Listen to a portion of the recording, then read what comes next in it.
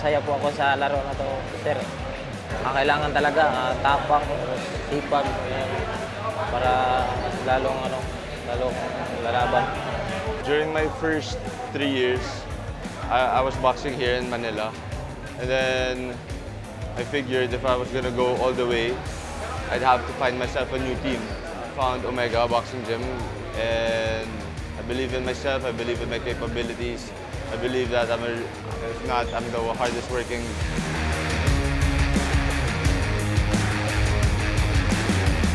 The action continues dito po sa Bernardo Park Covered Court, Barangay Kamuning, Quezon City. Naku, enjoy po tayo lahat dito sa aksyon ng blow by blow. And the fans are enjoying, the fans are excited. Hostilities at a very high level dito po sa blow by blow. Mga kaibigan natin, mga kasama natin, all enjoying the action. Maraming salamat po, Manny Pacquiao, for making this possible in partnership with San Miguel Beer. Okay, tuloy-tuloy po ang aksyon. At ang susunod na laban po natin, 8-rounder po in the 126-pound division. Yan po ang featherweight class. Fernando Tagpuno from the Elorde Fight Gym ng Sukat, Parañaque kontra Franco Serrafica, Omega Boxing Stable, Cebu City.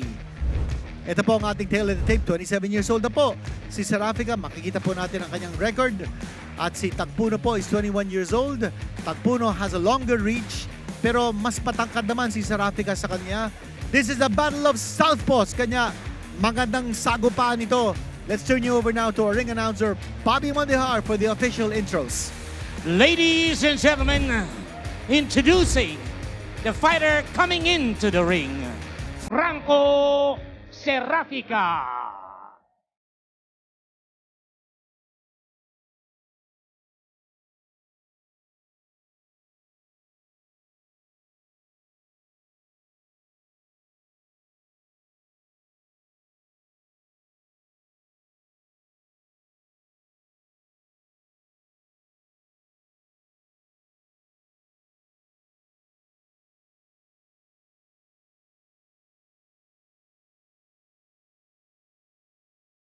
Ladies and gentlemen, introducing the fighter coming into the ring, Fernando Tagpuno.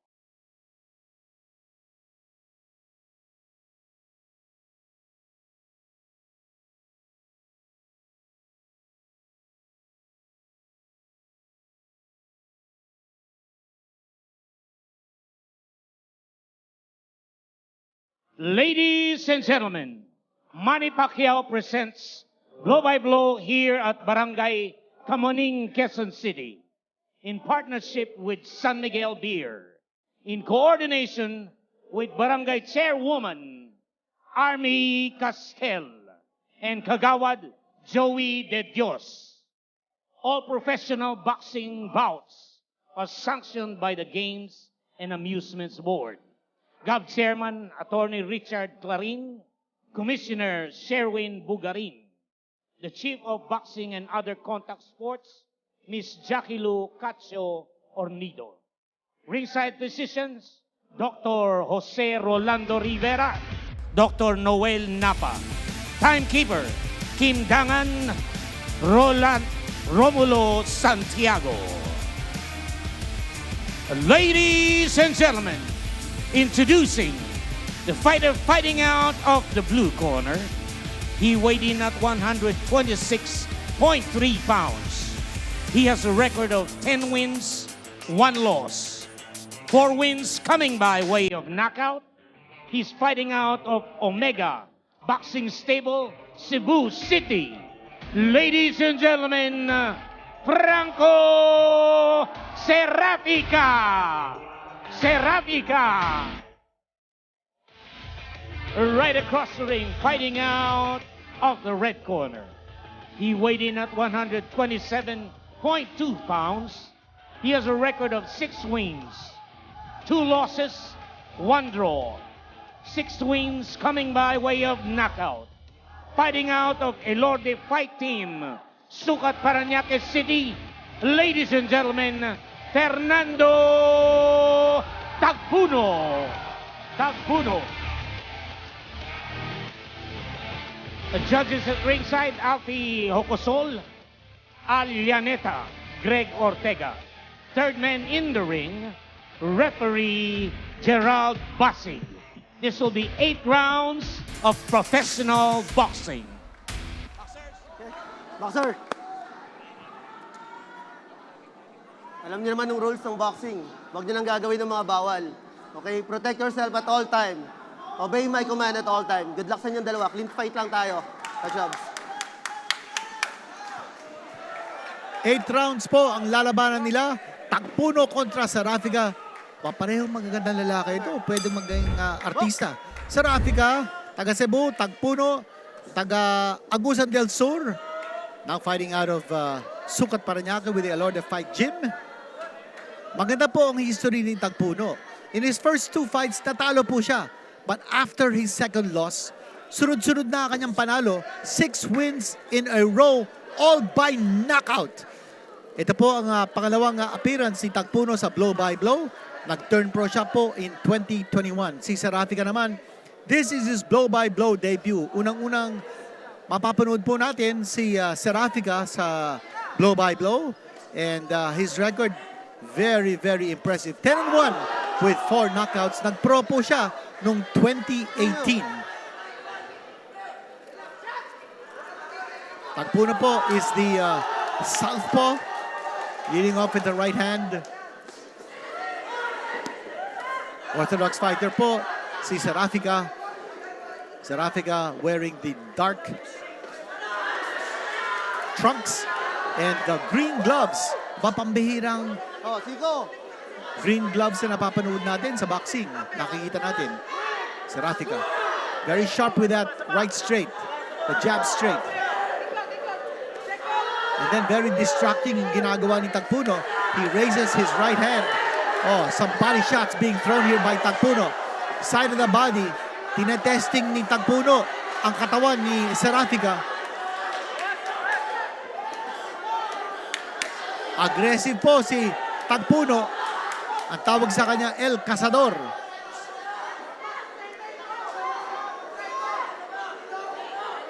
Pressure fighter po si Tagpuno. Sarafica, umiiwas-iwas. Using the space of the ring, the expanse of the ring. But again, yung body shot si Tagpuno, hoping to slow down Sarafica. Another body shot by Tagpuno. Right hand scored by Sarafica. Another right hand. Glancing blows, however, by Sarafica. Left jab scored by Tagpuno as he comes charging in once more. Short chopping blows scored by Sarafica. Nasa harapan lang si Tagpuno. So as far as Sarafica is concerned, that's a standing target para sa kanya. Super aggressive si Tagpuno. He comes charging in. And again, he raises that right glove. And it's a very distracting maneuver. Part of the game plan niya ni Tagpuno.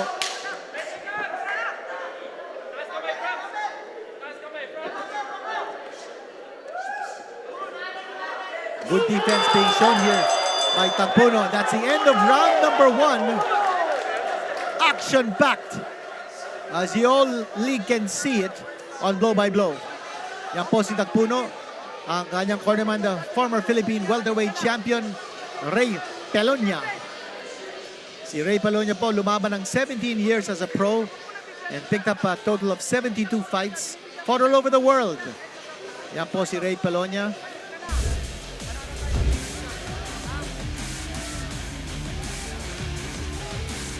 And see the shots to the body by Tagpuno. Sunod-sunod yun, ha? Ang tawag natin dyan, tenderizer. Yun. Trying to soften up Sarafica, keep him from moving.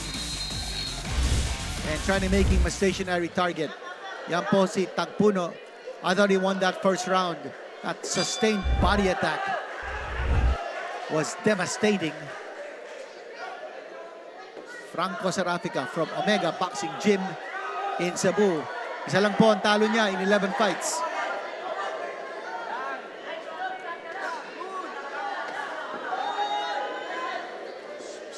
Sarafica has to break down that defense ni Tagpuno. He can't penetrate that defense. And now, it's Tagpuno once more on the attack, putting a lot of pressure on Serafica. Again, that body attack. Serafica throwing some jab straight combinations. He's got to throw a lot more to fend off Tagpuno. Super aggressive ito si Tagpuno. Pasok ng pasok, atake ng atake. Left hand connected by Tagpuno. No meaningful damage, but here's some shot to the body once more. The danger here is Serafica pins his back along the ropes, and that makes him an easy target para kay Tagpuno. You need to keep moving around.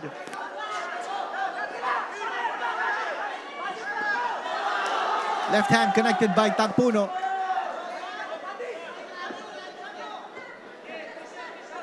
Ngayon, ginagamit ni Serafica yung ring. He's moving around. He's got to show a little bit more lateral movement. He's backing off.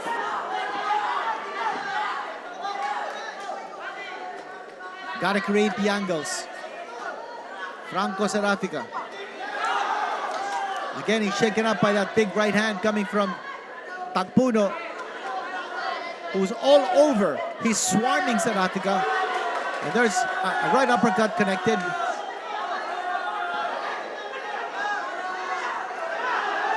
Serafica trying to fight back. He cannot penetrate that tough defense ni Tagpuno. Pass mo ba? Now Serafica coming back. He takes a shot to the face, but he's undaunted. Antibay ni Serafica. Now more shots to the body here by Tagpuno. And for Serafica, he's biding his time. He's looking to tire out Tagpuno. Tagpuno might be punching himself out here. We are scheduled for 8. Ang dami na dyan suntok na tinapon. Serafica connecting with the right. And then a left hand coming from Tagpuno. Both these fighters now inflicting damage on each other.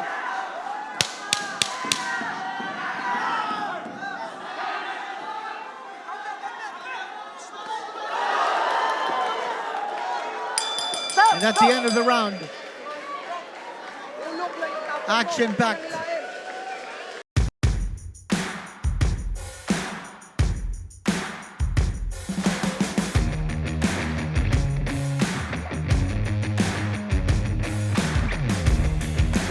Round in this 8-rounder in the featherweight division. Franco Serafica, you see him now on your screens as they take out the mouthpiece. Julius Hungo ang kanyang trainer. Wala pa naman mancha ang mukha ni Franco Serafica. But that's really because most of the punches are landing on the side of his body and the midsection. Ito po ang ating punch of the round brought to you by San Miguel Beer. Swak na swak po yun. Left hand connected by Tagpuno. Pero nakabalik naman si Serafica kaagad. Punch of the round brought to you by San Miguel Beer. Yan po si Tagpuno, attended to by Ray Pelonia. Second zone. Ready. What a fight. This is between these two fighters. Sabi nga natin kanina si Tagpuno coming off a 6-fight win streak. His last 6 fights all by knockout. Yan po si Tagpuno. At si Serafica naman has also won his last 6 fights. So both of them are on a hot 6-fight winning streak. Pareho po sila. Something has to give. One of these streaks is going to end pagkatapos ng laban.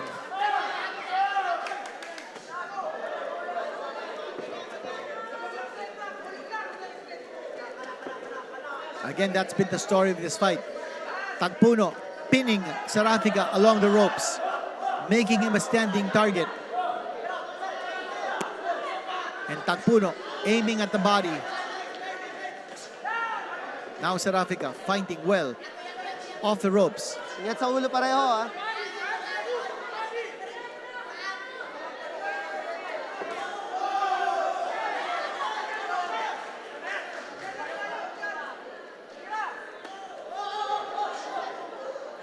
Tagpuno fighting like a battering ram as he comes charging in.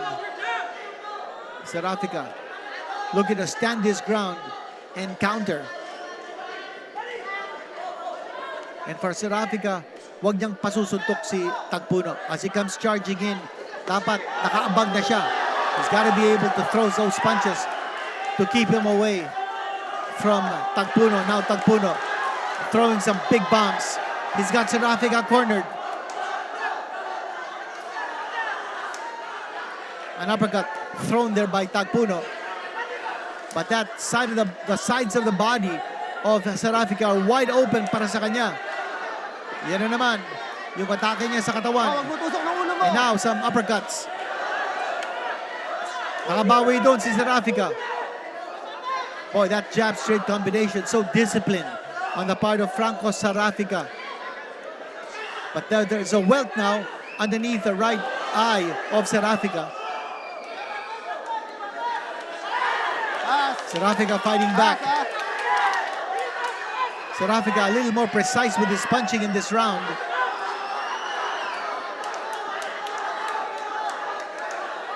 Pero wala pa din tigil si Tagpuno as he comes moving closer and closer. Sandali. Ay ba? Nawala yata yung mouthpiece. Di ba to? Ano ba na? Yung sinasabi natin about the welt underneath the right eye of Serafika. There's also spots of blood O, doon na. on his face. Sandali, ano ba yun? Kanino bang mouthpiece yun? Nakainom? Nakainom? Mouthpiece yata ni Tagpuno yun. Dito lang. Yeah, yeah. Ano nangyari? Yeah, doctor. Yes, oo. Pinainom ba? Mabukas ako pag pinainom. Okay, referee is asking the ringside physicians kung pinainom daw ng tubig si Tagpuno. Kasi kung napainom siya ng tubig, it's a 1-point deduction. Oo. Nako yan. Ready? Time in! Box! Tama yung ruling ng referee. Hindi mo pwedeng painumin yung fighter during a round and when action is stopped because of a mouthpiece being spat out. Okay, that's the end of the round.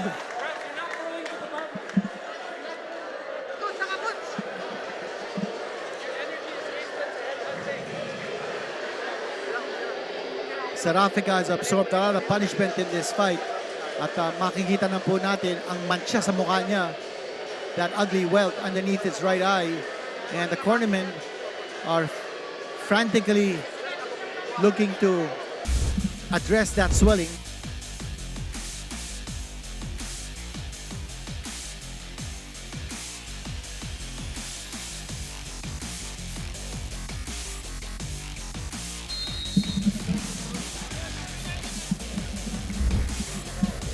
Okay, we have it now from our GAB officials that nakainom nga si Tagpuno but they will not deduct a point for that. They gave him a strong warning that kung mangyari ulit yun, Malalim. they will deduct the point. Ha? Punching. Sandali, now they're asking for the ringside physician to check on that ugly welt. Yeah, accidental. Pero punch. Ito ko punch. It was caused by a punch. It was caused by a punch. So kung itigil ito, it'll be a technical knockout win. Ano, okay lang yan. So they're looking at the wound Okay lang yan. inflicted by Tagpuno on Serafika. Okay. And they say, Time in! okay, Box! it's all good, it's all good. Laban ulit. But Tagpuno is clearly looking strong and looking formidable in this fight. And again, he presses the action and he puts Serafika along the ropes and he attacks.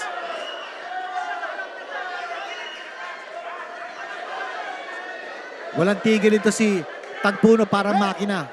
Right. He's a fighting machine. Ang ulo mo. At walang preno ito, wala ding reverse gear. Puro atake ang pinapakita niya. And again, Serafika's back is along the ropes. That's exactly where Tagpuno wants him. Now they're in the middle of the ring. Tumama yung kaliwa ni Tagpuno. Once more, Serafika's back is along the ropes.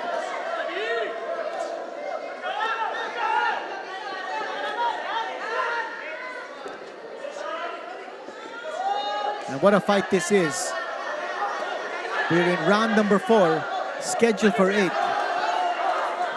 Unti-unti namamagana yung mata ni Serafika. There's a big lump now underneath his right eye. And if that swelling continues to rise, he won't be able to see from that right eye. His eye is going to be shut to a slit.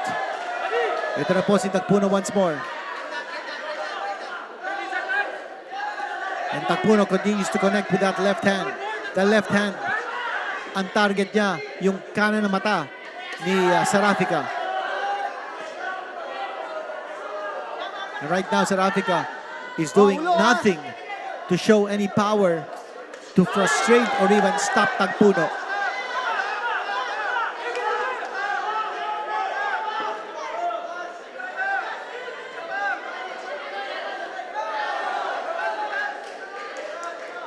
It's target practice for Tagpuno at this stage. As Serafika again, he's pinned along the ropes. He's getting bombarded to the body, to the face.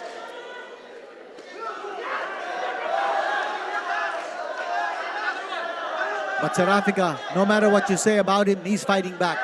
This guy's got heart and a lot of guts. And yung jab straight combination na kanina pa pinapakita ni Serafika, rather ineffective because Tagpuno is just walking through those combinations. And again, he's on the attack. End of that round. Brother, It's been all Tagpuno so far in this contest. ano, kumain na saan kita.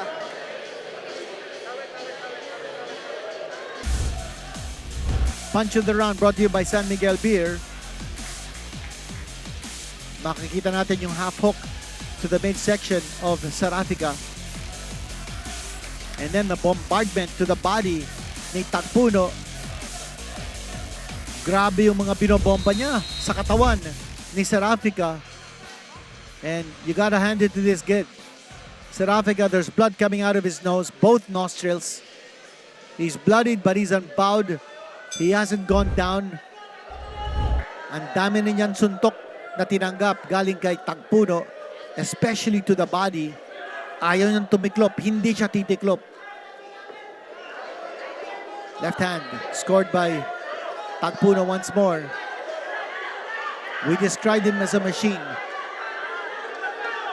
Again, plodding, working his way closer to Serafika.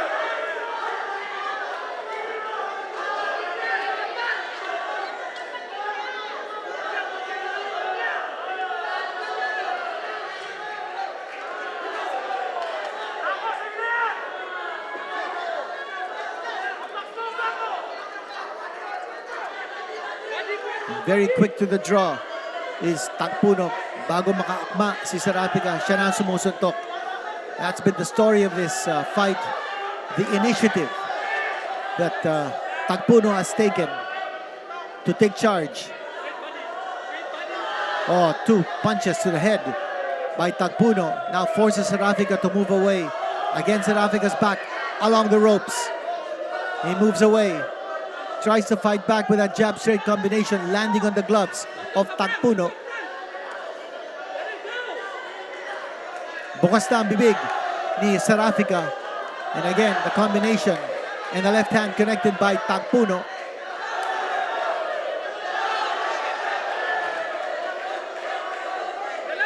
Things not going well here for Franco Serafika as he's taken a lot of punishment. Tagpuno is scoring at will. Round number 5.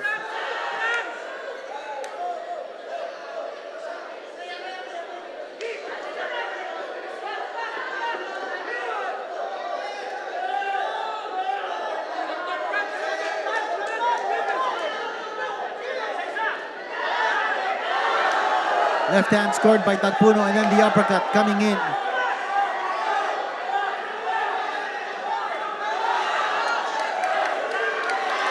Tagpuno now giving it all he's got.